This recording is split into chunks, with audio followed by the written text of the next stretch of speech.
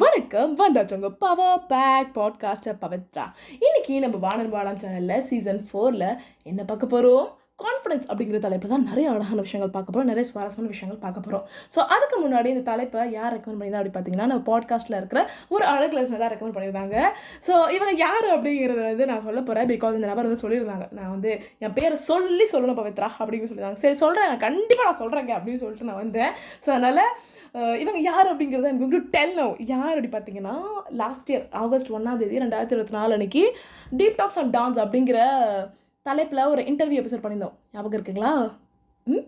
அந்த இன்டர்வியூ எபிசோடில் கெஸ்ட்டாக வந்து தீபக் அவர்கள் தான் இந்த டாப்பிக்கை சஜஸ்ட் பண்ணுது, இந்த டாப்பிக்கை ரெக்கமெண்ட் பண்ணுது. ஸோ அவங்க தான் வந்து சொல்லியிருந்தாங்க, சரி ஓகே இதை பற்றி பேசு பவித்ரா அப்படின்னு சொல்லி. சரி ஓகேங்க நான் பேசுகிறேங்க அப்படின்னு சொல்லி இதுக்காக நிறைய விஷயங்கள் நான் வந்து பர்சனல் நிறைய விஷயங்கள் கற்றுக்கிட்டேன். So thank you so much Deepak for recommending this topic. ரொம்ப ரொம்ப வண்டர்ஃபுல்லான டாபிக், ரொம்ப இந்த இந்த உலகத்திற்கு தேவையான டாபிக். இது பர்சனலாக எனக்கும் தேவையான டாபிக். அதனால் நிறைய விஷயங்கள் இதனால் கற்றுக்கிட்டேன். அண்ட் ஒரு புக்கு வந்து படித்தேன் நான், கான்ஃபிடன்ஸ் அப்படிங்கிற புத்தகம் பை ராக்ஸினா ஃபவுசி அப்படிங்கிற ஆத்தரு. சரிங்களா? ஸோ இவங்க வந்து இந்த புத்தகத்தில் நிறைய அழகான விஷயங்கள் சொல்லியிருக்காங்க, நிறைய இன்ஃபர்மேட்டிவான விஷயங்கள் இருந்துச்சு. ஸோ அதனால் வந்து இது ஒரு எபிசோடாக போடாமல் பல எபிசோட்ஸாக ஒரு சீரீஸாக பண்ணலாம் அப்படின்னு சொல்லி முடிவு பண்ணியிருக்கேன். ஸோ அதனால் வந்து கண்டிப்பாக எனக்கு தெரிஞ்சு ஒரு டாபிக் கீழே நிறைய விஷயங்கள் இருக்குது, அதாவது பல டாபிக் இருக்குது, அண்ட் ஒரு டாபிக் கீழே நிறைய இன்ஃபர்மேஷன் இருக்குது. ஸோ இது சீரியஸாக போட்டாலும் ஒரு எபிசோடும் கண்டிப்பாக பெரிய பெரிய எபிசோடாக தான் இருக்க போகுது. ஆனால் it will take some time. இதுக்கான கான்டென்ட் ப்ரிப்பேர் பண்ணுறதுக்கு, இதோட ரிசர்ச்லாம் பண்ணி நான் வந்து உங்ககிட்ட வந்து டெலிவர் பண்ணுறதுக்கு அப்படிங்கிறது கொஞ்சம் டைம் எடுக்கும். ஸோ அதனால் எனக்கு ஃப்ரீக்வன்சி எப்படி இருக்கும் அப்படிங்கிறது தெரியலை. ஸோ முடிஞ்ச அளவுக்கு ஷார்ட் டைம் கேப்பில் நான் வந்து போட முயற்சி பண்ணுறேன். ஸோ அந்த ஒரு நோட்டோட நம்ம கான்ஃபரன்ஸ் எபிசோடில், கான்ஃபரன்ஸ் புக்கில் என்ன சொல்லியிருக்காங்க அப்படிங்கிறத பார்க்கலாம். ஸோ ராக்ஸி அவர்கள் என்ன சொல்கிறாங்க அப்படின்னு பார்த்தீங்கன்னா, கான்ஃபிடன்ஸ் அப்படிங்கிறது ஒருத்தரோட பெர்ஸ்பெக்டிவ் பொறுத்து இருக்குது. ஒரு சிலருக்கு கான்ஃபிடன்ஸ் அப்படிங்கிறது தன்னோட எபிலிட்டிஸ் மேலே இருக்க நம்பிக்கைகளாக இருக்கும். அதாவது எனக்கு வந்து டான்ஸ் ஆட தெரியும், அதே மாதிரி நான் வந்து பாட்டு பாடுறதையும் கற்றுப்பேன், ஏன்னா என்னால் முடியும் அப்படிங்கிற மாதிரி தன்னோட எபிலிட்டிஸ் மேலே இருக்கிற நம்பிக்கைகள், தன்னோட டேலண்ட் மேலே இருக்க நம்பிக்கைகள் அப்படிங்கிற மாதிரி சொல்கிறாங்க. அண்ட் ஒரு சிலருக்கு கான்ஃபிடன்ஸ் அப்படிங்கிறது தனக்கு மேலே இருக்க நம்பிக்கைகளாக இருக்கும். அதாவது என்னால் முடியும், நான் அதை பண்ணுவேன், என்னால் எது நினச்சாலும் நான் வந்து அதை வந்து அடைய முடியும் அப்படிங்கிற மாதிரி தனக்கு மேலே இருக்க நம்பிக்கையே கான்ஃபிடன்ஸ் அப்படிங்கிற மாதிரி சொல்லுவாங்க அப்படிங்கிற மாதிரி சொல்கிறாங்க. அடுத்தது என்ன சொல்கிறாங்க பார்த்தீங்கன்னா, கான்ஃபிடன்ஸ் அப்படிங்கிறது என்னை பொறுத்த வரைக்கும் ஒரு அன்ஷேக்கபிள் சென்ஸ் ஆஃப் செல்ஃப் வர்த்லேருந்து தான் வருது அப்படின்னு சொல்கிறாங்க. அன்ஷேக்கபிள் சென்ஸ் ஆஃப் செல்ஃப் வர்த் அப்படின்னா, நான் வந்து ஒரு தகுதியான நபர், அன்புக்கும் நம்பிக்கைக்கும் வெற்றிக்கும் அப்புறம் உலகத்தில் இருக்க நிறைய அழகான விஷயங்களுக்கு தகுதியான நபர் அப்படிங்கிற ஒரு ஆழமான நம்பிக்கை இருக்குது பார்த்தீங்களா? அந்த ஆழமான அந்த ஒரு நமக்கு அந்த தகுதி இருக்குது அப்படிங்கிற நம்பிக்கையிலேருந்து வரக்கூடிய விஷயம் தான் கான்ஃபிடன்ஸ் அப்படிங்கிற மாதிரி சொல்கிறாங்க. அண்ட் கான்ஃபிடன்ஸ் அப்படிங்கிறது எதை பேஸ் பண்ணியிருக்கு அப்படி பார்த்தீங்கன்னா, நம்ம எப்படி அக்செப்ட் பண்ணிக்கிறோம், நம்ம எப்படி வேல்யூ பண்ணிக்கிறோம், நம்ம எவ்வளோ நம்புகிறோம், நம்மளோட ஸ்ட்ரென்த் அண்ட் இம்பர்ஃபெக்ஷன்ஸ் அப்படின்னு சொல்லக்கூடிய நம்மளோட வீக்னஸ், அதாவது நம்மளோட பலம் பலவீனத்தை நம்ம எப்படி பார்க்குறோம், நம்ம எப்படி அக்செப்ட் பண்ணிக்கிறோம் அப்படிங்கிறத பொறுத்து இருக்குது அப்படிங்கிற மாதிரி சொல்கிறாங்க. அண்ட் ராக்ஸி இன்னொரு விஷயத்த சொல்லியிருப்பாங்க, ரொம்ப செம்மையாக ரொம்ப மாசாக இருந்துச்சு. அது என்ன அப்படி பார்த்தீங்கன்னா, கான்ஃபிடன்ஸ் அப்படிங்கிறது ஒரு கூட்டத்தில் யார் சத்தமாக பேசுகிறாங்க, யார் லவுடாக பேசுகிறாங்க அப்படிங்கிறத பொறுத்து கிடையாது. கான்ஃபிடன்ஸ் அப்படிங்கிறது it is a com unwavering believe that what ever comes your way you can handle it அப்படிங்கிற மாதிரி. அதாவது கான்ஃபிடன்ஸ் அப்படிங்கிறது நம்ம சத்தமாக பேசுகிறது, லவுடாக பேசுகிறது அப்படிங்கிறத தாண்டி அது ஒரு நிதானமான ஒரு ஆழமான நம்பிக்கை. என்ன நடந்தாலும், என் வாழ்க்கையில் என்ன வந்தாலும் பார்த்துக்கலாம், என்னால் ஹேண்டில் பண்ண முடியும் அப்படிங்கிற ஒரு ஆழமான நம்பிக்கை தான் அப்படிங்கிற மாதிரி சொல்லியிருந்தாங்க.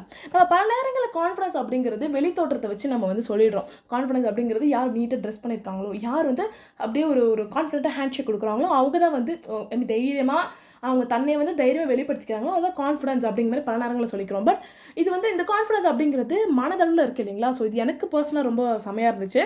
ஸோ உங்களுக்கு எப்படி இருந்துச்சு அப்படிங்கிறத நீங்கள் தாராளமாக ஷேர் பண்ணலாம். ஸோ அந்த ஒரு நோட்டோட ஃபர்ஸ்ட் சாப்டரான மாஸ்டர் யுவர் தாட்ஸ் அப்படிங்கிற தலைப்புக்குள்ளே இவங்க என்ன சொல்லியிருக்காங்க அப்படிங்கிறத பார்க்கலாம். எவ்ரிதிங் ஸ்டார்ட்ஸ் ஃப்ரம் ஹோம் அப்படின்னு சொல்கிறாங்க இல்லைங்களா? அதே மாதிரி எவ்ரிதிங் ஸ்டார்ட்ஸ் ஃப்ரம் ஹார்ட் அப்படின்னு சொல்கிறோம் இல்லைங்களா? அதே மாதிரி everything starts from a thought அப்படின்னு சொல்கிறாங்க. ஸோ ஒரு தாட்டை நம்ம திரும்ப யோசிக்க அது நம்பிக்கையாக மாறுது, அதுக்கப்புறமா அது ரியாலிட்டியாக வருது அப்படிங்கிற மாதிரி சொல்கிறாங்க. ஸோ இதை வந்து வெளிப்படுத்துறதுக்கு ஒரு எக்ஸாம்பிள், ஒரு சிச்சுவேஷனையும் பயன்படுத்துகிறாங்க. சரிங்களா? ஸோ ஒரு இன்டர்வியூவில் போகிறோம் அப்படின்னா, அதுக்கு முன்னாடியே எனக்கு இதுக்கு டிசர்விங்கான பர்சன் கிடையாது, எனக்கு ஸ்கில் இல்லை, என்கிட்ட அந்த அளவுக்கு ஒரு கான்ஃபிடன்ஸ் இல்லை, நான்லாம் போனேன்னா எனக்குலாம் வேலை கிடைக்குமா அப்படிங்கிற மாதிரி ஒரு உணர்வில் இருக்கீங்கன்னு வச்சுக்கோங்களேன். அந்த இன்டர்வியூவில் போய் உட்காந்திங்கன்னா அவங்களால அங்கே இருந்துட்டு உங்களால் கான்ஃபிடென்ட்டாக உங்களோட ஸ்கில்ஸை வெளிப்படுத்த முடியாது. அந்த அந்த இடத்துல வந்து ரொம்ப லோவான ஒரு டோனில் தான் பேசுவீங்க, ரொம்ப தயங்கி பேசுவீங்க. சரிங்களா? இது வந்து உங்களோட சைட்லேருந்து. இதே ஒரு இன்டர்வியூ வந்து உங்களை இன்டர்வியூ பண்ணும்பொழுது, என்னப்பா இவங்க கான்ஃபிடென்ட்டாக வெளிப்படுத்திக்க மாட்டேங்கிறாங்க, தன்னோட ஸ்கில்ஸே வந்து தைரியமாக சொல்ல மாட்டேங்கிறாங்க, ரொம்ப லோ கான்ஃபிடன்ஸ்லேயே இருக்காங்க. சப்போஸ் இவங்களை நம்ம ஹையர் பண்ணி இவங்களை நம்ம கம்பெனிக்குள்ளே எடுத்தாலும் இவங்க ஆர்கனைசேஷனை எப்படி இவங்க கான்ஃபிடென்ட்டாக வந்து வெளிப்படுத்துவாங்க, கான்ஃபிடென்ட்டாக ரெப்ரசென்ட் பண்ணுவாங்க, இவங்க நம்ம கம்பெனியில் எடுக்கணுமா அப்படிங்கிற மாதிரி அவங்களுக்குள்ள தோன்ற வாய்ப்புகள் இருக்குது. அதே மாதிரி இவங்க வந்து ஒரு ஒரு மாதிரி தாங்கி பேசுகிறாங்களே, மேபி இவங்களுக்கு இன்ட்ரெஸ்ட் இல்லையோ இந்த கம்பெனியில், ஒரு வேளை இவங்களுக்கு வேறு ஏதாவது ஆஃபர் இருந்து சும்மா இங்கே ட்ரை பண்ணி பார்க்கலாமே அப்படின்னு சொல்லி ட்ரை பண்ணுறாங்களோ, நம்ம இந்த நபரை எடுக்கணுமா வேணாமா, எடுக்க வேண்டான்னு தோணுதே அப்படிங்கிற மாதிரி ஒரு எண்ணங்கள் வர வாய்ப்புகள் இருக்குது. இதனாலேயே நீங்கள் ரிஜெக்ட் ஆக வாய்ப்புகள் இருக்குது அப்படிங்கிற மாதிரி சொல்கிறாங்க.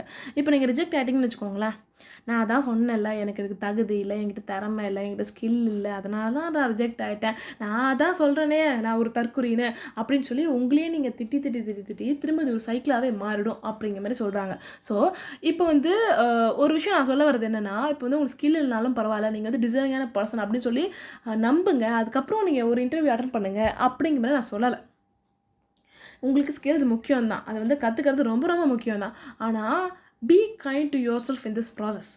நான் சொல்கிற ஒரு விஷயம் என்னென்னா, இந்த தெரியல அப்படிங்கிறது ரொம்ப ரொம்ப ஒரு யதார்த்தமான விஷயம். எந்த ரோல் போனாலும், எந்த பதவிக்கு போனாலும், எவ்வளோ வயசானாலும், எந்த துறையில் இருந்தாலுமே தெரியல அப்படிங்கிறது ரொம்ப ரொம்ப நார்மலான விஷயம் தான்.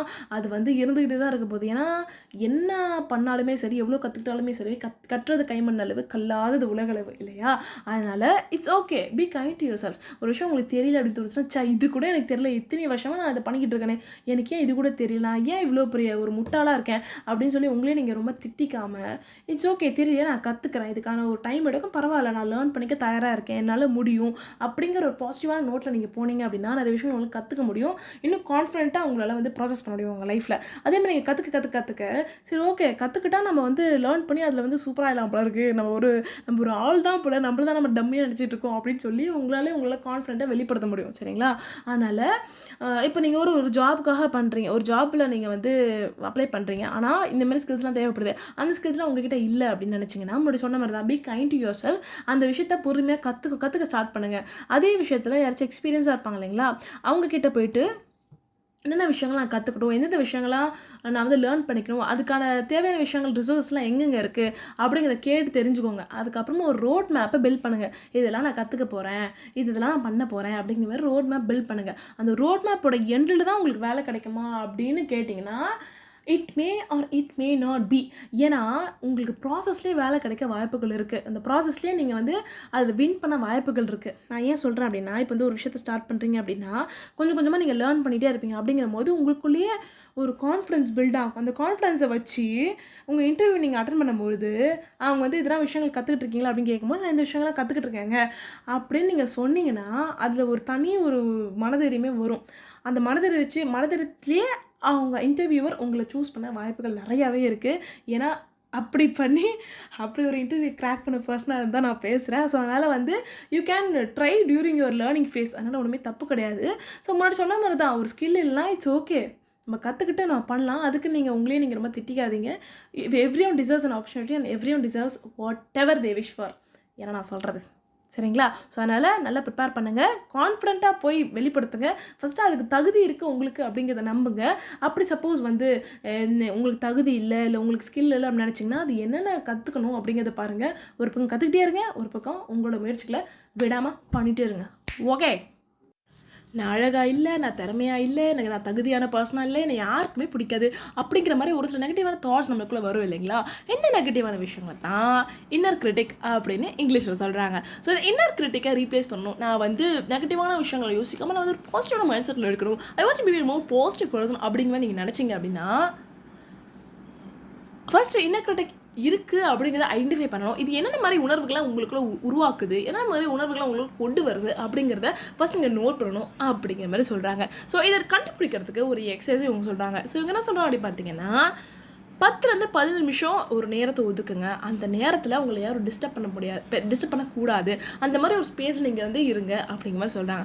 அடுத்தது என்ன சொல்கிறாங்க அப்படி பார்த்தீங்கன்னா, இந்த எக்ஸசைஸ் நீங்கள் பண்ணும்பொழுது ஒரு சில எமோஷன்ஸ் உங்களுக்குள்ளே வர வாய்ப்புகள் இருக்குது. அண்ட் இட்ஸ் கம்ப்ளீட்லி நார்மல் அப்படிங்கிற மாதிரி சொல்கிறாங்க. அண்ட் இவங்க ஒரு முக்கியமான நோட்டும் சொல்லியிருப்பாங்க. இவங்க என்ன சொல்லியிருக்காங்க அப்படி பார்த்தீங்கன்னா, ஒரு சில ட்ராமட்டிக்கான இன்ஸ்டன்ஸில் ஞாபகம் வர வாய்ப்புகள் இருக்குது. அதனால் உங்களால் ஹேண்டில் பண்ண முடியல அப்படின்னா ஒரு ப்ரொஃபஷனல் ஹெல்ப்பை நீங்கள் வந்து எடுத்துக்கிறது ரொம்ப நல்லது அப்படிங்கிற மாதிரி சொல்கிறாங்க.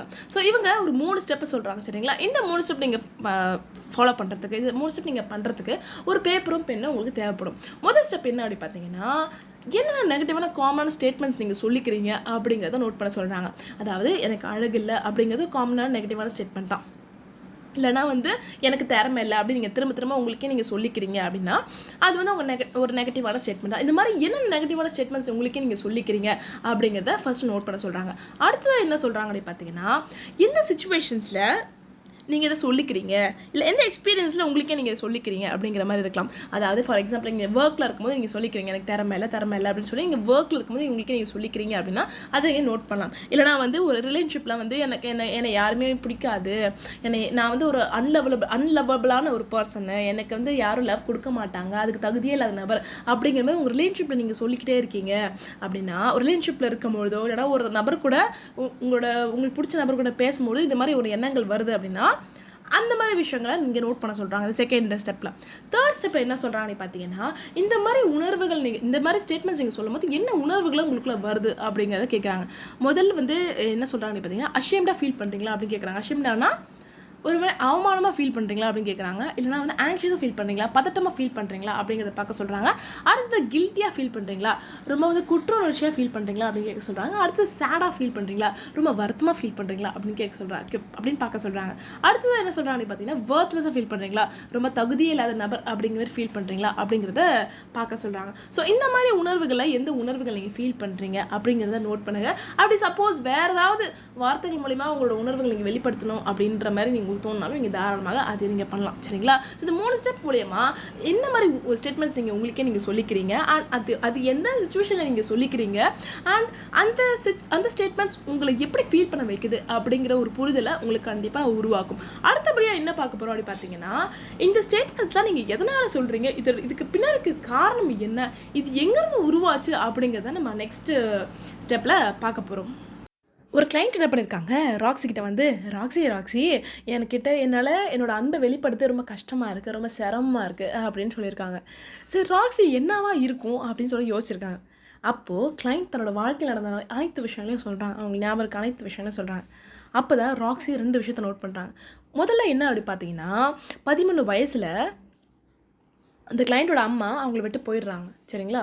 அடுத்தது என்ன நடக்கிறது அப்படி பார்த்தீங்கன்னா, அந்த கிளைண்ட்டோட ஃபர்ஸ்ட் சீரியஸ் கேர்ள் ஃப்ரெண்டான ஒரு பொண்ணுக்கிட்ட அவங்க வந்து சொல்லியிருக்காங்க, இந்த மாதிரி வந்து நான் உன்னை விரும்புகிறேன் அப்படின்னு சொல்லி தன்னோட அன்பை வந்து வெளிப்படுத்தியிருக்காங்க. அப்போது அந்த பெண் அந்த கிளைண்ட்டை விட்டு போயிட்டாங்களாம். ஸோ இந்த 2 விஷயமே அந்த கிளைண்ட்டுக்கு என்ன மாதிரி ஒரு அண்டர்ஸ்டாண்டிங் கொடுத்துருக்கு அப்படின்னா, அன்புனாலே வலி தான், அன்பை வெளிப்படுத்தினா நம்மளை விட்டு போயிடுவாங்க அப்படிங்கிற ஒரு அண்டர்ஸ்டாண்டிங் கொடுத்துருக்கு. அதனாலவே இப்போது அந்த கிளைண்ட் தன்னோட அன்பை வெளிப்படுறதுக்கு ரொம்பவே சிரமப்படுறாங்க அப்படின்னு தெரிய வந்திருக்கு. இந்த மாதிரி ஒவ்வொரு பிலீஃப் சிஸ்டத்துக்கும் ஒரு ரெசிஸ்டன்ஸுக்கும் ஏதோ ஒரு காரணம் வந்து இருக்கும், ஒரு ரூட் காஸ் இருக்கும். அது என்ன அப்படிங்கிறத நம்ம ஐடென்டிஃபை பண்ணிட்டோம் அப்படின்னா நம்மளை ஹீல் பண்ணிக்கிறதுக்கு ரொம்ப ஹெல்ப்ஃபுல்லாக இருக்கும் அப்படிங்கிற மாதிரி சொல்கிறாங்க.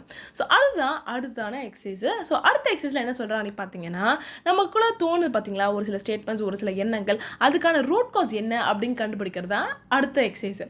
ஸோ அடுத்த எக்ஸசைஸில் ஃபர்ஸ்ட் ஸ்டெப் என்ன அப்படி பார்த்தீங்கன்னா, கனெக்ட் பிலீஃப் அப்படின்னு சொல்கிறாங்க. ஸோ கனெக்ட் பிலீஃப் அப்படின்னா என்னென்னா, இப்போ வந்து ஃபார் எக்ஸாம்பிள் யாருக்கும் என்னை பிடிக்கல அப்படிங்கிறதா உங்களோட ஸ்டேட்மெண்ட்டாக இருக்குது, ஒரு நெகட்டிவான ஸ்டேட்மெண்ட்டாக இருக்குது, ஒரு இன்னர் கிரிட்டிக்காக இருக்குது அப்படின்னா, ஐ எம் அன்லவபிள், அதாவது நான் அன்புக்கு தகுதி இல்லாத நபர் அப்படிங்கிற மாதிரி பிலீஃப் சிஸ்டம் தான் அதுக்கான அடிப்படையாக இருக்கலாம். இந்த மாதிரி எனக்கு அன்பு கிடைக்காது, எனக்கு அன்பு கிடைக்காது அப்படிங்கிறது தான் வந்து அந்த பிலீஃப் சிஸ்டமாக இருக்கலாம். ஸோ இதோட ரூட் காஸ் கண்டுபிடிக்கிறது தான் ஸ்டெப் 2, ஃபைண்ட் த ரூட் அப்படிங்கிறது தான் ஸ்டெப் 2. ஸோ இந்த ஐம் அன்லவபிள் அப்படிங்கிற ஒரு பிலீஃப் சிஸ்டம் இருக்குது பார்த்தீங்களா, எனக்கு அன்புக்கு தகுதி இல்லை அப்படிங்கிற ஒரு பிலீஃப் சிஸ்டம், இது எதனால் வந்திருக்கு அப்படின்னு கண்டுபிடிக்கிறது தான் அடுத்த ரூட் காஸ். மேபி உங்களுக்கு சின்ன வயசில் யாராவது சொல்லியிருக்கலாம், நீ ரொம்ப சேட்டை பண்ணுற, உனக்கு நான் ஹக்ஸ் கிசஸ்லாம் நான் தரமாட்டேன், உன் கூட நான் இருக்க மாட்டேன், உங்கள்கிட்ட பேச மாட்டேன் அப்படின்னு சொல்லியிருக்கலாம். அதனால் மேபி இந்த மாதிரி ஒரு எண்ணம் உங்களுக்குள்ள ஆழமாக பதிஞ்சிருக்கலாம். ஓகே, நம்ம அன்புக்கு தகுதி இல்லாத நபர் போல இருக்கு, அதனால தான் நம்ம கிட்ட இப்படி பிஹேவ் பண்ணுறாங்க போல இருக்கு அப்படிங்கிற மாதிரி ஒரு சின்ன வயசில் உங்களுக்கு ஒரு ஆழமான ஒரு எண்ணம் ஏற்பட்டு அது மேபி உங்கள் பிலீஃப் சிஸ்டமாக உங்களுக்குள்ளே இருந்திருக்கலாம். அந்த மாதிரி இன்னொரு எக்ஸாம்பிள் நம்ம என்ன பார்க்கலாம் அப்படி பார்த்தீங்கன்னா, இப்போ வந்து நான் எந்த ட்ரெஸ் போட்டாலும் அழகாக இருக்க மாட்டேன், நான் எப்படி இருந்தாலும் அழகாக இருக்க மாட்டேன் அப்படிங்கிறது உங்களோட ஸ்டேட்மெண்ட்டாக இருக்குன்னு வச்சுக்கோங்களேன்.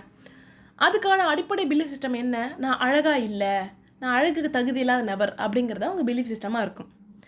அதுக்கு ரூட் காஸ் என்னவாக இருக்கும்? மேபி சின்ன வயசில் உங்களை யாராவது சொல்லியிருக்கலாம், நீ அழகாக இல்லை, இல்லைனா வந்து உங்களை நிறைய பாடி ஷேம் பண்ணியிருக்கலாம்.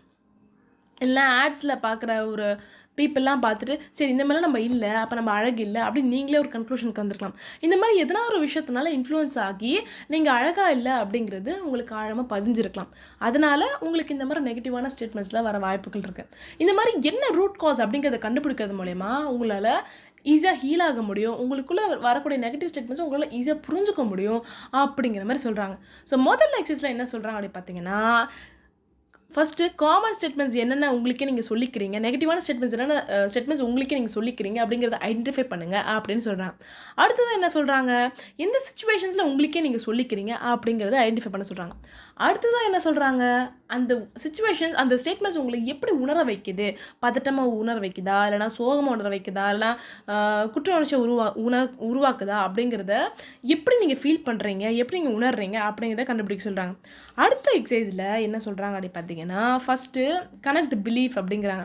எதனால் இந்த மாதிரி உங்களுக்கு தோணுது, இந்த மாதிரி ஸ்டேட்மெண்ட்ஸ் எதனால் வருது, அதுக்கு அடிப்படையான நம்பிக்கை என்ன, இதுக்கு அடிப்படையான ஒரு விஷயம் என்ன அப்படிங்கிறது கண்டுபிடிக்க சொல்கிறாங்க. ஆனால் அந்த அடிப்படையான பிலீஃப் சிஸ்டம் எதனால் வருது அப்படின்னு கண்டுபிடிக்கிறது தான் find the root, 5th step. இந்த 5 ஸ்டெப்ஸ் பண்ணுறது மூலயமா உங்களுக்கு எதனால் இந்த மாதிரி எண்ணங்கள் வருது, இல்லைனா அது அந்த எண்ணங்களை எப்படி உணர வைக்குது, அந்த எண்ணங்கள் எங்கேருந்து வருது, அதோட ரூட் காஸ் என்ன அப்படிங்கிறத உங்களால் கண்டுபிடிக்க முடியும். நான் இத்தனை ஸ்டெப்பு பண்ணணுமா, இந்த ஸ்டெப்பில் ஒரு ஸ்டெப் விட்டால் கூட நான் அவ்வளோதாவா அப்படிங்கிறது எனக்கு தோணுச்சுன்னா இட்ஸ் ஓகே, ஒன்றுமே தப்பு கிடையாது. இந்த 5 ஸ்டெப்பில் ஏதோ ஒரு ஸ்டெப் நீங்கள் மிஸ் பண்ணால் கூட இட்ஸ் ஃபைன், அதெல்லாம் ஒன்றுமே தப்பு கிடையாது. என்னை பொறுத்த வரைக்கும் என்னென்னா, ஒரு விஷயத்தை ஒரு மாதிரி பார்க்குறீங்கன்னா நீங்கள் வேறு மாதிரி பார்த்தீங்கன்னா கண்டிப்பாக அது வேறு மாதிரி உங்களுக்கு தெரியும். ஃபார் எக்ஸாம்பிள், இப்போ ஒரு விஷயத்தை நீங்கள் எடுக்கணும்னு நீங்கள் ஆரம்பிக்கிறீங்க, ஐயோ என்னால் முடியாது, எனக்கு தெரியாது, எனக்கு திறமை இல்லை, எனக்கு தகுதி இல்லை அப்படிங்கிற மாதிரி ஒரு சில தாட்ஸ் உங்களுக்கு வருதுன்னு வச்சுக்கோங்களேன். ஏன் என்னால் முடியாது, நான் ட்ரை பண்ணி பார்க்குறேனே, என்னால் முடியும், நான் முயற்சி பண்ணுறேன் அப்படிங்கிற எண்ணத்தோடு அதை பண்ணிங்கன்னு வச்சுக்கோங்க, உங்களால் பண்ண முடியும். இந்த மாதிரி நீங்கள் ஒரு விஷயத்தையும் நீங்கள் ட்ரை பண்ணி பாருங்கள். இப்போ நீங்கள் உங்களுக்கு கிளாஸோ இல்லை செமினாரோ எடுக்கணும்னு வச்சுக்கோங்களேன், நான் அழகாக இல்லை, என்னை பார்த்து யாராச்சும் கமெண்ட் பண்ணிவிட்டு என்ன பண்ணுறது, என்னை பார்த்து யாராச்சும் ஜட்ஜ் பண்ணிவிட்டு என்ன பண்ணுறது அப்படிங்கிற மாதிரி தோணுச்சு அப்படின்னா, நான் அழகாக இருக்கணும் அழகாக இல்லையோ, என்னை பார்த்து கமெண்ட் பண்ணுறாங்களோ கமெண்ட் பண்ணலையோ, நான் போய் அதை பண்ண போகிறேன், எனக்கு பண்ணணும்னு தோணு நான் பண்ணுறேன், எனக்கு விருப்பம் இருக்குது நான் பண்ணுறேன் அப்படின்னு சொல்லி நீங்கள் போய் பண்ணி பாருங்களேன். அது ஒரு தனி ஃபீலை கொடுக்கும். ஏன்னா அழகை பேஸ் பண்ணியே நிறைய பேரை வந்து முடக்கி வச்ச ஒரு காலம் இருக்குது. அதனால் அந்த அழகு அப்படிங்கிற விஷயம், நீங்கள் அழகாக இருக்கணும், யூ ஆர் பியூட்டிஃபுல் அப்படிங்கிறதெல்லாம் தாண்டி if you want to do go and do it அப்படி தான் நான் சொல்லுவேன். பிகாஸ் நான் அப்படி தான் பண்ண ஆரம்பித்தேன். ஒருத்தர் பார்த்து நம்மளை கமெண்ட் பண்ணுறதுனால, ஒருத்தர் பார்த்து நம்மளை ஜட்ஜ் பண்ணுறதால nothing is going to happen. நீங்கள் அந்த செயின் நம்மளுக்கு ஒன்று தோணும் இல்லைங்களா நம்ம மைண்டில், இப்போ நான் போய் பண்ணி நம்மளை பார்த்து கமெண்ட் அடிச்சிட்டாங்க என்ன பண்ணுறது, கமெண்ட் அடிச்சாங்கன்னா இப்போ என்ன ஆக போகுது, what is going to happen, ஒரு ஜட்ஜ் பண்ணுறதுலாம் என்ன ஆக போகுது, இவங்க மேபி தலைமுடி வந்து விக்கு வச்சுருக்காங்களோ அப்படின்னு ஒரு ஆடியன்ஸ் வந்து ஆடியன்ஸில் இருக்க ஒரு பர்சன் உங்களை பார்த்து நினைக்கிறதுனால what is going to happen, என்ன நடக்க போகுது சொல்லுங்கள். இப்போ வந்து பீச்சில் ஒரு வேவ்ஸ் வரும் இல்லைங்களா, அலைகள் வரும் இல்லைங்களா, அந்த அலை வந்து இல்லைப்பா நான் வந்து வரப்போகிறதில்ல, ஏன்னா இந்த நபரை பார்த்து இந்த நபர் வந்து இப்படி ஜட்ஜ் பண்ணிட்டாங்க, நான் I'm not going to do that அப்படின்னு சொல்ல போதா, இல்லைனா வந்து இல்லை நான் இன்றைக்கி சூரியன் இன்னைக்கு நான் இன்றைக்கி லீவு, நான் இன்றைக்கி சிக் லீவ் போட போகிறேன், ஏன்னா அந்த நபர் வந்து இந்த நபரை பார்த்து நினச்சிட்டாங்க அப்படின்னு சொல்ல போகுதா, இல்லைனா ஒரு சைக்கிளை வந்து கோத்ரூ பண்ணிகிட்டு இருக்குல்ல, அந்த சைக்கிளை வந்து ஒரு நாள் ஸ்கிப் பண்ண போதா, ஏன்னா நம்ம வந்து இன்னொருத்தரை பார்த்து ஜட்ஜ் பண்ணிட்டு nothing is going to happen, ஒன்றுமே நடக்க போகிறதில்ல. இல்லாட்டி நம்ம மண்டையில் இருக்க ஹேர் எதனா ஒன்று கீழே விட போதா, nothing is going to happen, ஒன்றுமே நடக்க போகிறது கிடையாது. பிகாஸ் நம்ம இது பயந்து நிறைய விஷயங்கள் வந்து நம்ம வந்து முடக்கிக்கிறோம், நம்ம வந்து ஒரு ஜெயிலில் போட்டுக்கிறோம். அதனால் இந்த மாதிரி தோணுச்சு அப்படின்னா அந்த எக்ஸ்டெண்ட் பண்ணி பாருங்கள். இப்போ வந்து என்னை பற்றி ஜட்ஜ் பண்ணுறாங்கன்னா என்ன ஆக போகுது, ஒன்றுமே ஆக போகுது இல்லையே, nothing is going to happen, நான் அதை பண்ண தான் போகிறேன், நான் போய் முயற்சி பண்ணுறேன் அப்படின்னு சொல்லி நீங்கள் எடுத்த அந்த டாஸ்க்கை நீங்கள் போய் பண்ணுங்களேன். It will give you some sort of confidence. அது ஒரு மாதிரி ஜாலியாக இருக்கும். நான் இப்படி நிறைய முறைகள் நான் பண்ணி நிறைய வந்து இந்த ஸ்பீக்கிங் கான்ஃபிடன்ஸ் கெயின் பண்ணி அதுக்கப்புறம் பண்ணதான் இந்த பாட்காஸ்ட்டே. ஸோ அந்த மாதிரி ஒரு மெத்தடை ஃபாலோ பண்ண ஒரு விஷயம் தான் இந்த பாட்காஸ்ட். இந்த பாட்காஸ்ட் உருவான கதையே அந்த மாதிரி ஒரு ரீசன்னால தான். ஸோ அதனால் வந்து ஸ்பீச்சஸே பேசாதனால இப்போ பாட்காஸ்ட் பண்ணுறேன்னா அப்படிங்கிற மாதிரி இருந்துச்சுன்னா இட்ஸ் பிகாஸ் ஆஃப் தட். போய் பண்ணுவோம், சும்மா போய் ட்ரை பண்ணி பார்ப்போம், என்ன தான் ஆகுதுன்னு பார்ப்போமே. பயமாக இருந்தால் என்ன, பயமாக இருந்தால் என்ன, 4 பேர் 4 விதமாக சொன்னால் என்ன சொல்லிட்டு போகிறாங்க. ஏன்னா அவங்க ஏன் சொல்கிறாங்க அப்படின்னா அவங்களால சொல்லத்தான் முடியும், அவங்களால நம்ம வாழ்க்கையை வாழ முடியாது, நம்மளால தான் நம்ம வாழ்க்கையை வாழ முடியும். அதனால் போய் பண்ணுங்கள், போய் ஜாலியாக போய் தைரியமாக போய் பண்ணுங்கள். ஒரு முறை தோணும், 2 முறை தோணும், 3வது முறை போயிட்டு நீங்களே இப்போ ஜாலியாக போயிட்டு இங்கே எழுந்திரிச்சு நான் போகிறேன்ப்பா அப்படின்னு சொல்லி நீங்களே கை தூக்கி நீங்களே அந்த வாய்ப்பை கேட்டு நீங்களே போவீங்க. ஸோ அந்த மாதிரி விஷயம் நடக்கும். பிகாஸ் அந்த விளிம்பை எல்லாம் தாண்டி வந்த ஒரு பெண்ணாக இருந்த கொண்டு தான் நான் பேசுகிறேன். அதனால் நீங்கள் அப்படி பண்ணி பாருங்கள், கண்டிப்பாக அது ரொம்பவே ஒர்க் அவுட் ஆகும். ஓகே, அடுத்ததாக காக்னிட்டிவ் பயஸ் அப்படிங்கிற ஒரு விஷயத்தை பற்றி சொல்கிறாங்க. ஸோ அந்த காக்னிட்டிவ் பயஸ் அப்படிங்கிறது என்ன அப்படி பார்த்தீங்கன்னா, ஒரு நாளைக்கு கிட்டத்தட்ட நம்ம பிரெயினை, நம்ம மைண்டை 74 GB ஆஃப் டேட்டா வந்து ப்ராசஸ் பண்ணிகிட்ருக்கு அப்படின்னு சொல்கிறாங்க. இந்த 74 GB அப்படிங்கிறது ஏறத்தாழ 16 படங்களுக்கு சமம் அப்படின்னு சொல்கிறாங்க. இவ்வளோ டேட்டாவை டெய்லியும் ப்ராசஸ் பண்ணிகிட்டே இருந்தால் நம்ம மைண்ட் டயர்ட் ஆகணும் இல்லைங்களா? அதனால நம்ம மைண்ட் என்ன பண்ணுமா, ஒரு ஷார்ட்கட்ஸை பயன்படுத்துமா. அந்த ஷார்ட்கட்ஸை தான் காக்னிட்டிவ் பயஸ் அப்படிங்கிற மாதிரி சொல்கிறாங்க. ஃபார் எக்ஸாம்பிள், இப்போ வந்து நம்ம வந்து ஒரு சிக்னல் பார்க்கணும்னு வச்சுக்கோங்களேன். சிவப்பு லைட்டு போட்டால் நம்ம ஸ்டாப் பண்ணணும், இல்லைனா வந்து பச்சை கலரில் நேராக போகிற டைரக்ஷனில் லைட் இருந்துச்சுன்னா நம்ம நேராக போகணும் அப்படின்னு சொல்லி நம்ம வந்து புரிஞ்சுக்கிறோம் இல்லைங்களா? நம்ம டெய்லியுமே அது ப்ராசஸ் பண்ணுறது இல்லை. ஐயோ சிவப்பு கலர் போட்டாலும் இப்போ என்ன பண்ணணும், நம்ம இது யாருக்காச்சும் கேட்கலாமா அப்படிங்கிற மாதிரி நம்ம டெய்லியுமே அதை வந்து புதுசாக லேர்ன் பண்ணிக்கிறது. நம்ம டெய்லியுமே அதை பார்த்துட்டு இருக்கிறதுனால, நம்ம முன்னாடியே ஒரு முறை லேர்ன் பண்ணதுனால, நம்ம ஸ்கூல் படிக்கும் போதோ ஒரு டைம் லேர்ன் பண்ணதுனால திரும்ப அது வந்து அதை ப்ராசஸ் பண்ணுறதுக்கு ரொம்ப ஈஸியாக இருக்குது இல்லைங்களா நம்ம மைண்டுக்கு. அந்த மாதிரி முன்னாடி நடந்த விஷயங்களை வச்சு மைண்டை வந்து ப்ராசஸ் பண்ணிக்கும். அதுதான் காக்னிட்டிவ் பயஸ் அப்படிங்கிற மாதிரி சொல்கிறாங்க. ஸோ ஃபர்ஸ்ட் இதில் வந்து 2 விஷயங்கள் சொல்கிறாங்க. இந்த காக்னிட்டிவ் பயஸில் 2 வகையான டைப் சொல்கிறாங்க. ஃபர்ஸ்ட் டைப் என்ன சொல்கிறாங்கன்னு பார்த்தீங்கன்னா ஃப்ரீக்வன்சி இல்யூஷன் அப்படின்றத சொல்கிறாங்க. So for example, frequency illusion அப்படிங்கிற என்னன்னா, ஃபார் எக்ஸாம்பிள் இப்போ நீங்கள் வந்து ஒரு பிராண்ட் வெஹிக்கிள் வாங்குறீங்க. இப்போ எஸ்ன்னு ஒரு பிராண்டில் ஒரு வெஹிக்கிள் வாங்குறீங்க அப்படின்னா உங்கள் ஃபோக்கஸ் இது மேலே இருக்கும், உங்கள் வெஹிக்கிள் மேலே தான் இருக்கும், நீங்கள் வச்சிருக்க வெஹிக்கிளோட பிராண்ட் மேலே தான் இருக்கும். அதனால் நீங்கள் ரோட்டில் எந்த வெஹிக்கிள் பார்த்தாலுமே அது எஸ் பிராண்ட் வெஹிக்கிளாக நீங்கள் பார்ப்பீங்க. அதனால ரோட்டில் எல்லா வெஹிக்கிளுமே எஸ் பிராண்ட் வெஹிக்கிள் போகுது அப்படின்னு அர்த்தம் கிடையாது. அது எப்பவுமே போயிட்டு தான் இருந்திருக்கு. ஆனால் உங்கள் ஃபோக்கஸ் எஸ் பிராண்ட் வெஹிக்கிள் மேலே இருக்கிறதுனால, உங்கள் வண்டி மேலே இருக்கிறதுனால ரோட்டில் எந்த வண்டி பார்த்தாலுமே உங்கள் எஸ் பிராண்ட் வெஹிக்கிள் மாதிரி தான் இருக்கும். இதை தான் ஃப்ரீக்வன்சி இல்யூஷன் அப்படின்னு சொல்கிறாங்க. அடுத்தது என்ன சொல்கிறாங்க அப்படி பார்த்தீங்கன்னா கன்ஃபர்மேஷன் பயஸ் அப்படிங்கிற ஒரு டைப் பற்றி சொல்கிறாங்க. இதில் எப்படி சொல்கிறாங்க அப்படி பார்த்தீங்கன்னா, நீங்கள் ஒரு விஷயத்தை வந்து மனசால் நம்புறீங்கன்னு வச்சுக்கோங்களேன், அதை கன்ஃபார்ம் பண்ணுற மாதிரி நிறைய விஷயங்கள் நீங்கள் வந்து எடுத்துப்பீங்க, அந்த மாதிரி நீங்கள் எடுத்துப்பீங்க அப்படிங்கிற மாதிரி சொல்கிறாங்க. ஃபார் எக்ஸாம்பிள் எப்படின்னா, இப்போ நீங்கள் வந்து நான் வந்து பப்ளிக் ஸ்பீக்கிங்கில் வந்து நான் வந்து I'm not good at public speaking அப்படின்னு நினைக்கிறீங்க. அதாவது அதுக்கு நான் வந்து திறமை இல்லை, எனக்கு நான்லாம் ஒரு நிறைய பேர் முன்னாடி உட்காந்து பேச முடியாது அப்படின்னு நினைக்கிறீங்க அப்படின்னா, அதை வந்து கன்ஃபார்ம் பண்ணுற வகையில் நிறைய ஈவெண்ட்ஸ் உங்களுக்கு ஞாபகம் வரும். எப்பப்பெல்லாம் தடுமாறுறீங்களோ, எப்பப்பெல்லாம் பயந்து போய் நீங்கள் வந்து ஒரு ஸ்பீச் கொடுக்கும்போது பயந்து போயிருந்தீங்களோ, அந்த மாதிரி தருணங்கள்லாம் ஞாபகம் வரும். நீங்கள் என்ன தான் ஒரு சில நாட்கள் வந்து ஸ்பீச் நல்லா கொடுத்துருந்தாலும் அதெல்லாம் ஞாபகம் வராது. நீங்கள் நம்புறீங்கல்ல, நான் வந்து பப்ளிக் ஸ்பீக்கிங்கில் நான் வந்து குட் கிடையாது, ஐம் நாட் குட் இனஃப் அப்படின்னு நம்புறீங்க இல்லைங்களா? அதனால் அதை கன்ஃபார்ம் பண்ணுற வகையில் நிறைய ஈவெண்ட்ஸ் உங்களுக்கு ஞாபகம் வர வாய்ப்புகள் இருக்குது அப்படின்னு சொல்கிறாங்க. அதை தான் கன்ஃபர்மேஷன் பயஸ் அப்படின்னு சொல்கிறாங்க. இந்த காக்னிட்டிவ் பயஸ் அப்படிங்கிற ஷார்ட்கட்ஸ் மாதிரி இன்னொரு ஷார்ட்கட்டும் நம்ம பிரெயின் பயன்படுத்துமா. அது தான் காக்னிட்டிவ் டிஸ்டார்ஷன்ஸ் அப்படின்னு சொல்கிறாங்க. ஸோ அதை வந்து ராக்ஸி அவர்கள் தாட் ஃபில்டர்ஸ் அப்படின்னு சொல்லி பயன்படுத்துகிறாங்க. ஸோ தாட் ஃபில்டர்ஸ் அப்படிங்கிறது நம்ம இந்த உலகத்தை எந்த வகையில் பார்க்குறோம், எந்த ஒரு ஃபில்டர் வச்சு பார்க்குறோம் அப்படிங்கிறத பேஸ் பண்ணி தான் தாட் ஃபில்டர்ஸ் இருக்குது அப்படிங்கிற மாதிரி சொல்கிறாங்க. இந்த காக்னிட்டிவ் டிஸ்டார்ஷன்ஸ் இருக்குது அப்படின்னு சொல்கிறாங்க. இந்த தாட் ஃபில்டர்ஸ் வகையில் இருக்குது. அது ஒரு சில வகைகளை நம்ம இங்கே பேசலாம் அப்படின்னு சொல்லி ஒரு சில விஷயங்களை சொல்லியிருக்காங்க. முதல்ல என்ன சொல்கிறாங்க அப்படின்னு பார்த்தீங்கன்னா ஆல் ஆர் நத்திங் திங்கிங். அதாவது இது எப்படின்னா, நிறைய பேர் டயட்டில் இருக்கவங்க, எக்ஸசைஸ் பண்ண ஸ்டார்ட் பண்ணுறவங்கலாம் இதை பண்ணுறக்கூடிய விஷயம் தான். இது நானும் ஒரு சில நேரங்களில் பண்ணியிருக்கேன். இது என்ன அப்படி பார்த்தீங்கன்னா, ஆல் ஆர் நத்திங் திங்கிங் அப்படிங்கிறது, நான் பண்ணால் அதை செமையாக பண்ணணும். ஒரு பர்ஃபெக்ஷனிஸ்ட் மாதிரி நான் பண்ணால் அதை செமையாக பண்ணணும். ஒரு சின்ன விஷயம் விட்டால் கூட, நான் ஒரு நாள் அந்த ரொட்டீனை விட்டால் கூட நான் அவ்வளோதான் முடிஞ்சிருச்சு, திரும்ப முதல்ல ஸ்டார்ட் பண்ணுவோம், ஐயோ என்னப்பா இது அப்படிங்கிற மாதிரி ஒரு உணர்வு இருக்கிறது தான் ஆல் ஆர் நத்திங் திங்கிங் அப்படிங்கிறது. ஃபார் எக்ஸாம்பிள், இப்போ நீங்கள் வந்து நினைக்கிறீங்க, சரி ஓகே நான் டெய்லி எக்ஸசைஸ் பண்ண போகிறேன்னு நினைக்கிறீங்க அப்படின்னா, ஃபர்ஸ்ட் டே பண்ணுறீங்க, செகண்ட் டே பண்ணுறீங்க, தேர்ட் டே திடீர்னு தூங்கிட்டீங்க, இல்லை வேறு ஏதாவது ஒரு வேலை ப்ரையாரிட்டி ஹை ப்ரையாரிட்டி வேலை வந்துருச்சுன்னு வச்சுக்கோங்களேன். அதை நீங்கள் பண்ணுறதுனால நீங்கள் வந்து எக்ஸசைஸ் பண்ணுறதை நீங்கள் வந்து விட்டுட்டீங்க அப்படின்னா அவ்வளோதான் போச்சு. நான் சொன்னலை முன்னாடியே என்னால் பண்ண முடியாது, டெய்லியும் பண்ண முடியாதுன்னு எதனா ஒரு காரணம் வந்துடும். அதே மாதிரி இந்த முறையும் ஆயிடுச்சு, அவ்வளோதான் அப்படின்னு சொல்லி அந்த ஒரு டிமோட்டிவேட்டடான ஒரு உணர்வுக்கு போகிறது தான் ஆல் ஆர் நத்திங் திங்கிங் அப்படிங்கிறது. பண்ணால் செமையாக பண்ணணும், இல்லைனா நான் பண்ண மாட்டேன். நம்ம எல்லாருமே வந்து மனுஷங்க தான் இல்லைங்களா? அதனால் ஒரு சில நேரங்களில் இந்த மாதிரி தவறுகள் நடக்க வாய்ப்புகள் இருக்குது. இட்ஸ் ஓகே, டே 3 விடுங்க, அப்போல்லாம் சரி ஓகே டே 4 வந்து நம்ம ஸ்டார்ட் பண்ணலாம் அப்படின்னு சொல்லி அந்த ஒரு மோட்டிவேட்டான ஃபீலிங்கில் நீங்கள் பண்ணிங்கன்னா கண்டிப்பாக செமையாக பண்ணலாம். ஓகே, அடுத்ததாக என்ன சொல்கிறாங்க அப்படின்னு பார்த்தீங்கன்னா கேட்டாஸ்ட்ராஃபிசிங் அப்படிங்கிற ஒரு விஷயம். இது எப்படி பார்த்தீங்கன்னா, ஒரு விஷயத்தை நம்ம எடுத்தோம் அப்படின்னா அதில் இருக்க ஃபஸ்ட்டு கேஸ் நிறைய யோசித்து அந்த விஷயத்தை பண்ணாமலே இருக்கிறது.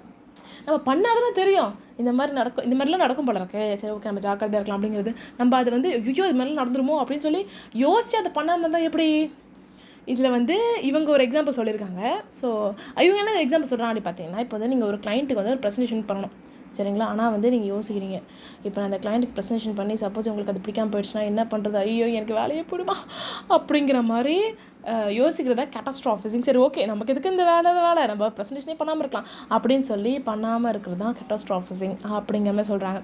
இதுக்கு நம்ம இன்னொரு எக்ஸாம்பிளும் சொல்லலாம். அதாவது பக்கத்து கடைக்கு போயிட்டு நான் வந்து புளி ஒரு 4 கிலோ வாங்கிட்டு வரணும் அப்படின்னு நீங்கள் நினைக்கிறீங்க அப்படின்னா, இப்போ நான் வண்டி எடுத்துகிட்டு வாங்க போகும்போது திடீர்னு ஒரு லாரியில் அடிபட்டு ஆக்சிடென்ட் ஆகி என் உயிரே போயிடுச்சுன்னா என்ன பண்ணுறது, சரி எதுக்கு தேவையில்லாத வேலை நம்ம வீட்லேயே இருக்கலாம் அப்படின்னு யோசிச்சிங்கன்னா புளி யாரும் வாங்கிட்டு வருது?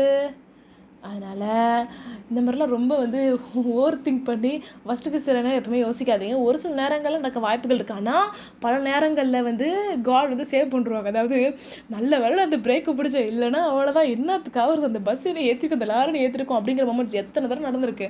அதனால் அந்த மாதிரி விஷயங்கள் நடக்கும். ஃபஸ்ட் அதுக்கு நீங்கள் அலர்ட்டாக இருக்காதீங்க. இந்த மாதிரி வந்து எதனா சாமியோ தெய்வமோ இல்லை ரோட்டில் போகிறவங்கள காப்பாற்றிடுவாங்க அப்படின்னு நான் சொல்லலை. தைரியமாக போங்க, அலர்ட்டாக இருங்க. ரோட்டில் வந்து நம்ம அலர்ட்டாக இருக்கணும். நம்ம அதே கனவெல்லாம் கண்டுக்கிட்டு இருந்தோம்னா நம்மளுக்கு வேலைக்கு ஆகாது. அலர்ட்டாக இருக்கணும். ஆனால் அதேமாரி ஒரு சில நேரங்களில் கீழே அவ்வளோ வாய்ப்புகள் இருக்குது. தண்ணி இருந்தது எனக்கு தெரியாமல் நான் வழுக்கி விழுந்து விட்டேன் அப்படிங்கிற மாதிரி நடக்க வாய்ப்புகள் இருக்குது. ஆனால் அதுக்காகலாம் பயந்துட்டு இருந்தீங்க அப்படின்னு ரொம்ப கஷ்டம். அலர்ட்டாக போங்க, தைரியமாக போங்க, ஜாலியாக போங்க, கடவுள் இருக்கார். ஓகே, ஸோ அடுத்த ஒரு ஃபில்டர் என்ன அப்படி பார்த்தீங்கன்னா சீவிங் அப்படிங்கிற விஷயம். இது எப்படி அப்படின்னா நம்ம கன்ஃபர்மேஷன் பயாஸ் மாதிரி தான். இது எப்படின்னா பாசிட்டிவ் எல்லாத்தையுமே இக்னோர் பண்ணிவிட்டு நெகட்டிவ் மட்டும் ஃபோக்கஸ் பண்ணுறது. அதாவது நீங்கள் நிறைய நேரங்களில் ஸ்பீச் நல்லா கொடுத்துருப்பீங்க, ஆனால் அதெல்லாம் விட்டுட்டு என்றைக்கோ ஒரு நாள் எதனா ஒரு தடுமாறி இருப்பீங்க, எதனா ஜோன் ஆகிருப்பீங்க. நான் அன்றைக்கி அப்படி பண்ணிட்டேனே அப்படிங்கிறத யோசிக்கிறது தான் சீவிங் அப்படின்னு சொல்லி. அடுத்ததான் இன்னொரு எக்ஸாம்பிள் அவங்க சொல்லியிருக்காங்க. ஆக்சுவலாக இது செம்மையாக இருந்துச்சு. இவங்க என்ன சொல்கிறாங்க பார்த்தீங்கன்னா, உங்கள் கம்பெனி வெப்சைட்டில் போய்ட்டு உங்கள் ரிவ்யூலாம் நீங்கள் பார்க்குறீங்க, சரிங்களா? அதில் வந்து நிறைய பேர் உங்களை வந்து அட்மையர் பண்ணி ப்ரேஸ் பண்ணி போட்டிருக்காங்க. ஆனால் ஒன்று மட்டும் கன்ஸ்ட்ரக்டிவ் ஃபீட்பேக்காக இருக்குது, அதாவது உங்கள் வளர்ச்சி நோக்கின ஃபீட்பேக்காக இருக்குது அப்படின்னு சொல்லியிருக்காங்க, சரிங்களா? And one less pleasant review அப்படின்னு சொல்லியிருக்காங்க. அதாவது நெகட்டிவ் அப்படிங்கிற மாதிரி இது சொல்லாமல் இது எவ்வளோ அழகாக சொல்லியிருக்காங்க பார்த்தீங்களா? கன்ஸ்ட்ரக்டிவ் ஃபீட்பேக் அப்படிங்கிறது நம்மளை வளர்ச்சியை நோக்கின feedback. And one less pleasant ரிவ்யூன்னு சொல்லியிருக்காங்க. அதாவது ரொம்ப பாசிட்டிவான ரிவ்யூ கிடையாது, ஆனாலும் லெஸ் ப்ளசன்ட் ரிவ்யூ அப்படின்னு சொல்லி அழகாக சொல்லியிருந்தாங்க. ஸோ அந்த மாதிரி ஒரு ஃபீட்பேக் இருந்ததுக்கப்புறமா அதை நீங்கள் பார்த்ததுக்கப்புறமா அப்போ நம்ம நிஜமாலே ஒழுங்காக வேலை பார்க்கலையா, நான் வந்து என்னோடய எஃபர்ட்லாம் வந்து அப்போ வேஸ்ட்டாக, நான் ஒரு டிசர்விங்கான பர்சன் கிடையாது அப்படின்னு சொல்லி உங்களே நீங்கள் தாழ்த்திக்க வாய்ப்பு இருக்குது. ஏன்னா அத்தனை ஃபீட்பேக் இருக்கும் இல்லைங்களா? அதாவது அத்தனை பாசிட்டிவ் ஃபீட்பேக் இருந்தாலும் நீங்கள் ப்ரௌடாக ஃபீல் பண்ணியிருந்தாலும் ஒரே ஒரு லெஸ் ப்ளசன்ட் ரிவ்யூ பார்த்ததுக்கப்புறமா நாட் இனஃபாக ஃபீல் பண்ணுறது தான் சீவிங் அப்படின்னு சொல்கிறாங்க. அதனால் அந்த மாதிரி ஒரு ரிவ்யூ வருது அப்படின்னா இட்ஸ் ஓகே. நம்ம தேறி வரலாம், நம்ம வளர்கிறதுக்காக இது இருக்குது, நம்ம வளர்ச்சி நோக்கி இருக்குது அப்படின்னு சொல்லி எடுத்துக்கோங்க. எப்போவுமே வந்து நெகட்டிவே ஃபோக்கஸ் பண்ணாதீங்க. There are positives too. So அதையும் கண்ணை திறந்து பாருங்கள். ஓகே, அடுத்ததான் என்ன சொல்கிறாங்க அப்படி பார்த்தீங்கன்னா பர்சனலைசிங் அப்படின்னு சொல்கிறாங்க. பர்சனலைசிங் அப்படின்னா எல்லா பிரச்சனைக்கும் நான் தான் காரணம் அப்படின்னு பர்சனலாக நம்ம தான் காரணம், நம்ம தான் ரீசன் அப்படின்ற மாதிரி எடுத்துக்கிறது தான் பர்சனலைசிங் அப்படின்னு சொல்கிறாங்க. ஃபார் எக்ஸாம்பிள், ஒரு தீம் தோத்துச்சுன்னா நான் தான் இதை தப்பு பண்ணிட்டேன், அதனால தான் தீம் தோத்துருச்சு அப்படிங்கிற மாதிரி யோசிக்கிறது. இப்போ ஃபார் எக்ஸாம்பிள் இது வந்து ரொம்ப காமனான ஒரு விஷயம் தான் இவங்க யோசிக்கிறது.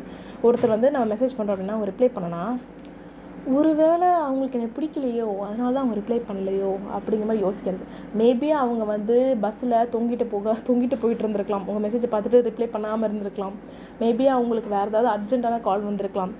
மேபி அவங்க பார்க்காம அவங்களோட தங்கச்சியோ அவங்க சிப்ளிங்கோ வேறு யாராச்சும் ஒருத்தர் அந்த மெசேஜை பார்த்துட்டு சரி ஓகே நம்ம எதுக்கு ரிப்ளை பண்ணிக்கிட்டு நம்மளோட சிப்ளிங்கே ரிப்ளை பண்ணிக்கிட்டோம், அவங்களே ரிப்ளை பண்ணிக்கிட்டோம் அப்படின்னு நினச்சிருக்கலாம். இந்த மாதிரி சுச்சுவேஷன் என்ன ஆனால் இருந்திருக்கலாம்.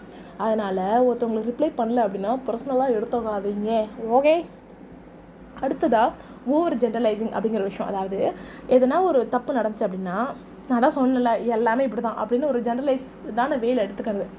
ஃபார் எக்ஸாம்பிள், ஒருத்தரை வந்து நீங்கள் டேட் பண்ண போகிறீங்க, ஒருத்தரை வந்து நீங்கள் நம்ம லவ் பண்ணலாமா வேணாமா அப்படின்னு நீங்கள் ஒருத்தரை போய் சந்திக்க போகிறீங்க அப்படின்னா, அந்த சந்திப்பு ஒழுங்காக போகல அப்படின்னா, நான் தான் சொல்லியிருக்கேன்ல, எனக்கு எப்போவுமே ஒரு ரிலேஷன்ஷிப் அமையாது, எப்போவுமே இப்படி தான் அப்படின்னு சொல்லி ஒரு நாள் ஒரு விஷயம் ஒழுங்காக போகலாம். மேபி அந்த நபருக்கு உங்களுக்கும் ஒரு ஒரு வைப்ரேஷன் செட்டாக இருக்காது, மேபி அந்த நபருக்கும் உங்களுக்கும் கேரக்டர் செட்டாக இருக்காது, உங்களோட விஷன்ஸ் வேறு மாதிரி இருக்கும், அதனால செட் ஆகலை. ஆனால் கண்டிப்பாக எப்படி சொல்கிறது, தேர் மே பி பாசிட்டிவ் சிச்சுவேஷன்ஸ். அதனால் வந்து எல்லாமே எல்லா நேரங்களும் நடக்க வாய்ப்புகள் இருக்குது, எல்லாமே எல்லா விஷயம் நடக்க வாய்ப்புகள் இருக்குது. எதுனா ஒரு விஷயம் வந்து சரியாக போகல அப்படின்னா அதே மாதிரி தான் எல்லா டைமும் இருக்கும் அப்படின்னு நம்ம சொல்லவே முடியாது. அதனால் don't over generalise. Okay, heckler versus cheerleader அப்படின்னு சொல்லி ஒரு டாபிக் வச்சுருக்காங்க. ஸோ இது டாபிக் மூலமே உங்களுக்கு தெரியும், மேபி 2 பேரும் வெவ்வேறான நபர்கள், எப்படிப்பா 2 பேரும் சண்டை போட்டுக்க போகிறாங்களா அப்படிங்கிற மாதிரி உங்களுக்கு தோணலாம். ஸோ இந்த 2 பேருமே வந்து நமக்குள்ளே தான் இருக்க போகிறாங்க. ஸோ அதை தான் இப்போ நம்ம பார்க்க போகிறோம். ராக்ஸி என்ன சொல்கிறாங்க அப்படி பார்த்தீங்கன்னா, நமக்குள்ள நிறைய நெகட்டிவான தாட்ஸ் வருது இல்லைங்களா, இதெல்லாமே வந்து ஒரு ஹெக்லர் கிட்டேருந்து வருது, எனக்குள்ளே இருக்கிற ஹெக்லர் கிட்டேருந்து வருது அப்படிங்கிறத நான் விஷுவலைஸ் பண்ண ஆரம்பித்தேன் அப்படிங்கிற மாதிரி சொல்கிறாங்க.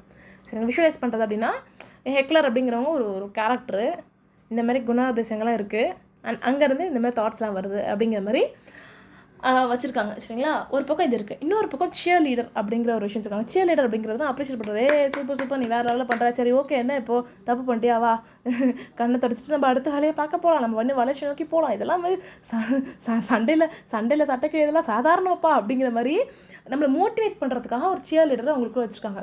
ஸோ ஹெக்லர் அப்படிங்கிறவங்க ரொம்ப டல்லாக இருக்கவங்க, சியர் லீடர் அப்படிங்கிறது ரொம்ப பிரைட்டான ஒரு லைட் இருக்கிற ஒரு பர்சன் மாதிரி வச்சுக்கோங்களேன். இவங்க 2 பேரையும் ராக்ஸி வந்து தனக்குள்ளே விஷுவலைஸ் பண்ணி வச்சுருக்காங்களாம். ஸோ இது மூலயமா வந்து நிறைய பாசிட்டிவான விஷயங்கள் நடந்திருக்கு அப்படிங்கிற மாதிரி சொல்கிறாங்க. அதனால் நீங்களும் இதுமாதிரி வச்சுக்கோங்க, ரொம்ப ரொம்ப அழகாக நடந்திருக்கும், அழகான ரிசல்ட்ஸ்லாம் வரும். பிகாஸ் இது நான் படிக்கும்போது எனக்கே தோணுச்சு, நம்மளும் மாரி வச்சா நல்லாயிருக்கும்ல அப்படின்னு தோணுச்சு. அண்ட் அடுத்த நாளே I was able to shear up my self, எனக்குள்ள ஒரு சியர் லீடராக என்னால் உருவாக்கிக்க முடிஞ்சுது. அதனால் நீங்களும் பண்ணி பாருங்கள். மேபி ஃபஸ்ட்டு உங்களுக்கு தோணலாம், என்னப்பா இது ரொம்ப புதுசாக இருக்கே, இது எப்படி ஒரு ஹெக்லராக சியர் லீடராக வாட் இஸ் திஸ் அப்படிங்கிற மாதிரி உங்களுக்கு தோணலாம். பட் போக போக அது வந்து ரொம்ப உங்களை மோட்டிவேட் பண்ணும். உங்களை வந்து சரி ஓகேப்பா, நம்ம தனியாக இல்லை, நம்மளுக்கு நமக்காக ஒருத்தர் இருக்காங்கப்பா நமக்குள்ளே அப்படிங்கிற மாதிரி ஒரு ஃபீலிங் இருக்கும். ஒரு சியர் லீடர் நம்மளுக்குள்ளே இருக்கும்பொழுது அப்புறம் வேறு என்ன மோட்டிவேஷன் வெளியே வந்து தேவைப்படும், ஏன்னா நான் சொல்கிறது. அதனால் உங்களுக்கும் ஒரு சியர் லீடரை உங்களுக்குள்ளே உருவாக்கிக்கோங்க. உங்களுக்கு பிடிச்ச விஷயங்களை விஷுவலைஸ் பண்ணி வச்சுக்கோங்க. அதாவது உங்களை மோட்டிவேட் பண்ணுற ஒரு பர்சன் எப்படியெல்லாம் இருக்கணும் அப்படின்னு நீங்கள் ஒரு கற்பனை வச்சுருக்கீங்களோ, அந்த கற்பனையெல்லாம் போட்டு ஒரு சியர் லீடரை உங்களுக்குள்ளே இருக்க மாதிரி நீங்கள் இமேஜின் பண்ணிக்கோங்க. அதுக்கப்புறம் பாருங்கள், அப்புறம் சியர் லீடர் சொல்ல உங்களை வந்து மோட்டிவேட் பண்ண அந்த ஹெக்லரோட வாய்ஸ் ரொம்ப கம்மியாகிடும். உங்களை தரக்குறைவாக நெகட்டிவாக சொல்கிற அந்த ஹெக்லரோட குரல் ரொம்ப குறைஞ்சி அப்புறம் உங்கள் சியர் லீடர் தான் அவங்களை வந்து மோட்டிவேட் பண்ணி, அப்புறம் நீங்கள் நிறைய பேர் மோட்டிவேட் பண்ணி, அப்புறம் அந்த அமேசிங்கான வேர்ல்டு அப்படியே சூப்பராக வளரலாம். ஏன்னா நான் சொல்கிறது ஓகே, பண்ணி பாருங்கள். இறுதியாக எதை பற்றி சொல்கிறாங்க அப்படின்னு பார்த்தீங்கன்னா, பாசிட்டிவ் அஃபர்மேஷன் சொல்கிறத பற்றி சொல்கிறாங்க.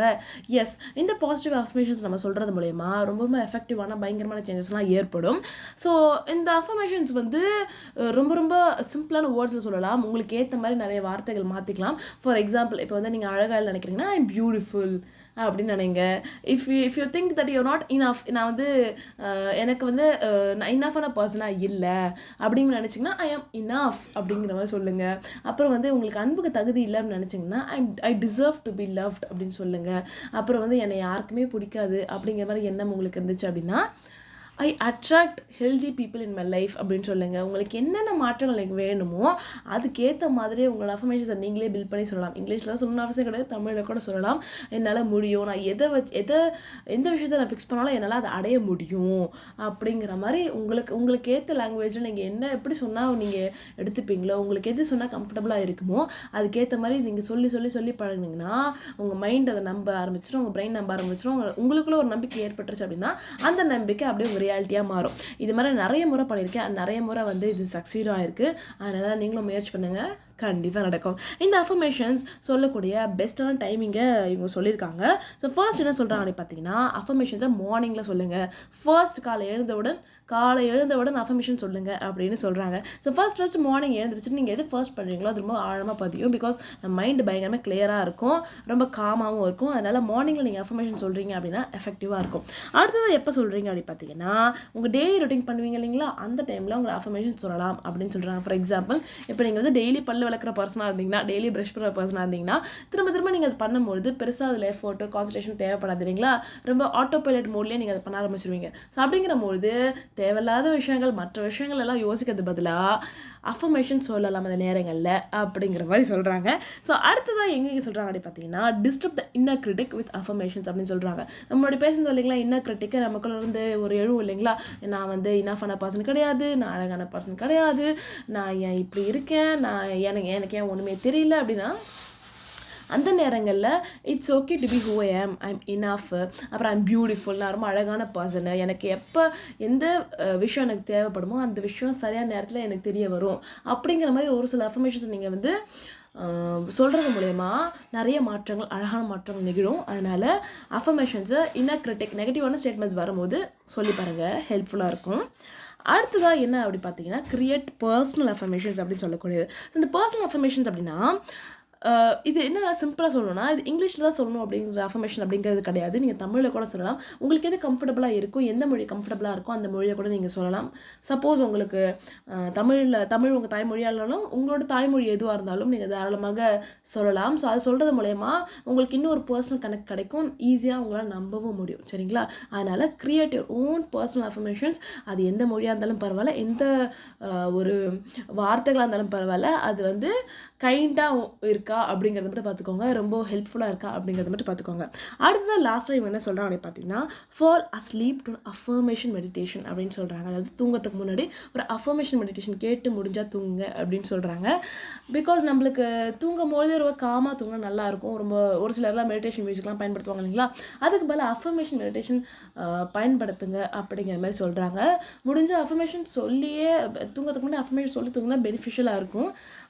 இல்லைனா அஃபர்மேஷன் மெடிடேஷன் போட்டு பாருங்கள். ஆனால் நீங்கள் ஓடிக்கிட்டு இருந்துச்சு அப்படின்னா மேபி அடுத்தடுத்த வீடியோஸ் போய்கிட்டே இருக்கும்னு நினைக்கிறேன். நீங்கள் தூங்கிட்டிங்கன்னா அது வீடியோ போயிட்டே இருக்கும். அப்புறமா வந்து உங்களோட ஃபோன்லேயோ உங்கள் ஹெட்செட்லேயும் சார்ஜ் குறைஞ்சிரும் இல்லைங்களா, அதனால் அதெல்லாம் கொஞ்சம் ஜாக்கிரதையாக பார்த்து அதுக்கேற்ற மாதிரி உங்களுக்கு எது ஒர்க் ஆகுதோ அதை நீங்கள் ஃபாலோ பண்ணுங்கள். ஓகேங்களா? ஸோ அந்த ஒரு நோட்டோட இந்த ஒரு சாப்டரை வந்து ஃபினிஷ் பண்ணுறாங்க. மாஸ்டர் யுவர் தாட்ஸ் அப்படிங்கிற சாப்டர் ஃபினிஷ் பண்ணுறாங்க. இந்த சாப்டரில் நிறைய அழகான விஷயங்கள் படிருந்தோம், நிறைய சுவாரஸ்யமான விஷயங்கள் பார்த்துருந்தோம். ஸோ எதுலாம் உங்களுக்கு செட் ஆகுதோ, எதுலாம் உங்களுக்கு சரின்னு படுதோ அதெல்லாம் நீங்கள் எடுத்துக்கோங்க. அண்ட் மேபி உங்களுக்கு ரொம்ப ஓவர்வெல்மிங்காக இருக்கலாம், நிறைய இன்ஃபர்மேஷன் இருக்கிற மாதிரி இந்த சாப்டர் இருந்திருக்கலாம். அப்படி உங்களுக்கு தோணுச்சுன்னா இட்ஸ் ஓகே, உங்களால் எது எடுத்துக்க முடியாது அதை எடுத்துக்கோங்க. அண்ட் உங்களுக்கு ஒரு இதை நான் மறந்துட்டேனே, இது நான் இந்த பாட்காஸ்ட்டில் கேட்டேனே ஏன்னா மறந்துட்டேனே அப்படின்னு நீங்கள் நினச்சிங்கன்னா நீங்கள் எத்தனை முறை வர இந்த பாட்காஸ்ட் எபிசோடுக்கு வரலாம், நீங்கள் கேட்கலாம். ஸோ உங்களுக்கு எத்தனை முறை தேவைப்படுதோ, எத்தனை முறை கேட்கணும்னு நினைக்கிறீங்களோ அத்தனை முறை கேளுங்க. கண்டிப்பாக கான்ஃபிடன்ஸ் அப்படிங்கிறது ரொம்ப பெரிய விஷயம், ஒரு ரொம்ப அன்அச்சீவபிளான விஷயம் அப்படிங்கிறதெல்லாம் கிடையவே கிடையாது. ரொம்ப ஈஸியான விஷயம், ரொம்ப எப்படி சொல்கிறது, சிம்பிளான வேலை நம்ம வந்து அதை அடையலாம். ஸோ அதனால் வந்து கான்ஃபிடென்ட், நம்ம எல்லோரும் செம்மையாக கான்ஃபிடென்ட்டாக இருக்கும், சூப்பராக இருக்கும். நம்ம கான்ஃபிடென்ட்டாக இருக்குமோ இல்லையோ நம்மளாக இருப்போம். ஸோ அதுதான் வந்து ஒரு கீ டு கான்ஃபிடன்ஸ் அப்படின்னு சொல்லி நினைக்கிறேன். அதனால் கான்ஃபிடென்ட்டாக இருங்க, ஹாப்பியாக இருங்க, ஜாலியாக இருங்க. கண்டிப்பாக இன்னும் நிறைய அமேசிங்கான விஷயங்களோட நிறைய சூப்பரான விஷயங்களோட நான் வந்து ஃப்யூச்சர் எபிசோட்ஸில் சந்திக்கிறேன். ஸோ நீங்களாக இருக்கிறது தான் the main step to be confident. Okay? So அந்த ஒரு நோட்டோடு நான் அப்படியே கிளம்புறேன். நன்றி ஃபார் போனால் வராது பொழுது போனால் கிடைக்காது என்று இருக்கும் உங்கள் நேரத்தை என் வார்த்தைகளுடன் செலவிடுந்திருக்கு. இது போன்ற வேறொரு அழகான எபிசோடு சந்திக்கும் வரை பேச்சால் வார்த்தைகள் பிரபஞ்சத்தை பல பார்க்கும் பவித்ரா சைனிங் ஆஃப். பாய்.